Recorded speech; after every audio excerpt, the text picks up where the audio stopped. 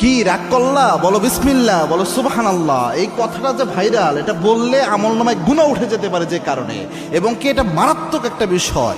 দুইটা বিষয় এখানে রয়েছে। আপনারা দেখছেন যে কিছুদিন পর পরই সোশ্যাল মিডিয়াতে একটা ট্রেন্ডিংয়ে আসে, কাঁচা বাদাম থেকে শুরু করে একটার পর একটা ওই কিরে মধু মধু এরকম জিনিস পোলাপান এটা ছড়ায়। তো এই যে একটা দেখলাম ভিডিওতে সোশ্যাল মিডিয়াতে হাত দেখতেছে গণকের মতো, সে হাত দেখাচ্ছে আর এমন কথা বলতেছে যেটা জীবন সকলের জীবনের সাথে মিলে যেতে পারে।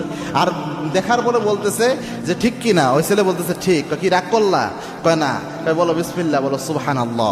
এখানে প্রথম যে বিষয়টা হয়, রসুলের একটা হাদিস জানেন, আল্লাহর হাবিব সাল্লাল্লাহু আলাইহি ওয়াসাল্লাম জানিয়েছেন, আবু হুরায়রার বর্ণনা, মান আতা কাহিনান, কোন ব্যক্তি যদি গণকের কাছে যায়, গণকের কাছে যে হাত দেখায়, আল্লাহর হাবিব জানিয়েছেন যাওয়ার সাথে সাথে 40 দিনের আমল বাতিল হয়।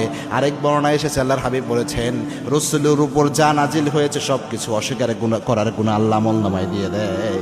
কি রাগ করলা, বলো বিসমিল্লাহ, বলো সুবহানাল্লাহ। এই কথাটা যে ভাইরাল, এটা বললে আমলনামায় গুনাহ উঠে যেতে পারে যে কারণে, এবং কি এটা মারাত্মক একটা বিষয়। দুইটা বিষয় এখানে রয়েছে। আপনারা দেখছেন যে কিছুদিন পর পরই সোশ্যাল মিডিয়াতে একটা ট্রেন্ডিংয়ে আসে, কাঁচা বাদাম থেকে শুরু করে একটার পর একটা ওই কিরে মধু মধু এরকম জিনিস পোলাপান এটা ছড়ায়। তো এই যে একটা দেখলাম ভিডিওতে সোশ্যাল মিডিয়াতে হাত দেখতেছে গণকের মতো, সে হাত দেখাচ্ছে আর এমন কথা বলতেছে যেটা জীবন সকলের জীবনের সাথে মিলে যেতে পারে।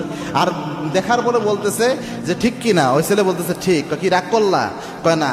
বলো বিসমিল্লাহ, বলো সুবহানাল্লাহ। এখানে প্রথম যে বিষয়টা হয়, রসুলের একটা হাদিস জানেন, আল্লাহর হাবিব সাল্লাল্লাহু আলাইহি ওয়াসাল্লাম জানিয়েছেন, আবু হুরায়রার বর্ণনা, মান আতা কাহিনান, কোন ব্যক্তি যদি গণকের কাছে যায়, গণকের কাছে যে হাত দেখায়, আল্লাহর হাবিব জানিয়েছেন যাওয়ার সাথে সাথে 40 দিনের আমল বাতিল হয়।